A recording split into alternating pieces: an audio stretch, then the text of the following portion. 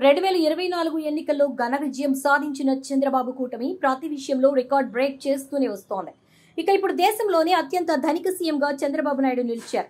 దేశంలోని 31 ముఖ్యమంత్రుల్లో అత్యధిక సంపాదన కలిగిన వ్యక్తిగా ఏపీ సీఎం మొదటి స్థానంలో నిలిచారు. భారత్ లో రిచెస్ట్ సీఎంగా ఏపీ ముఖ్యమంత్రి చంద్రబాబు 931 కోట్లతో టాప్ ప్లేస్ లో ఉన్నారు. ఆయన చరాస్తుల విలువ 810 కోట్లు కాగా స్థిరాస్తుల విలువ 121 కోట్లుగా ఉంది.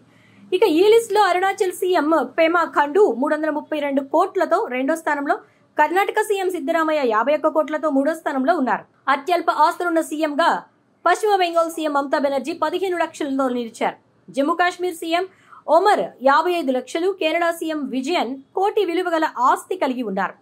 ఏడీఆర్ వెల్లడించిన నివేదికపై దేశవ్యాప్తంగా కీలక చర్చ జరుగుతోంది. 2023 విషయానికి వస్తే దేశంలోని 30 మంది ముఖ్యమంత్రుల్లో 97% అంటే 29 మంది కోటీశ్వరులున్నారు. ఒక్కో ముఖ్యమంత్రి సగటు ఆస్తి 33.96 కోట్లుగా ఉంది. 510 కోట్లతో జగన్ మొదటి స్థానంలో, 163 కోట్లతో అరుణాచల్ ప్రదేశ్ ముఖ్యమంత్రి పేమా ఖండు రెండో స్థానంలో, 63 కోట్లతో ఒడిశా ముఖ్యమంత్రి నవీన్ పట్నాయక్ మూడో స్థానంలో ఉన్నారు. ఇక తెలంగాణ సీఎం కేసీఆర్ ఆస్తులు 23 కోట్లు, బెంగాల్ సీఎం మమతా బెనర్జీ ఆస్తి 15 లక్షలు, కేరళ సీఎం పినరయి విజయన్ ఆస్తి ₹1, హర్యానా సీఎం మనోహర్ లాల్ ఖట్టర్ ఆస్తి ₹1 పైనే. ఇక బీహార్ సీఎం నితీష్ కుమార్ ఆస్తి 3 కోట్లు, ఢిల్లీ సీఎం అరవింద్ కేజ్రీవాల్ 3 కోట్లకు పైగా ఉంది. ఉత్తరప్రదేశ్ సీఎం యోగి ఆదిత్యనాథ్ ఆస్తులు ₹1 పైగా ఉన్నట్టు 2023 నివేదిక వెల్లడించింది.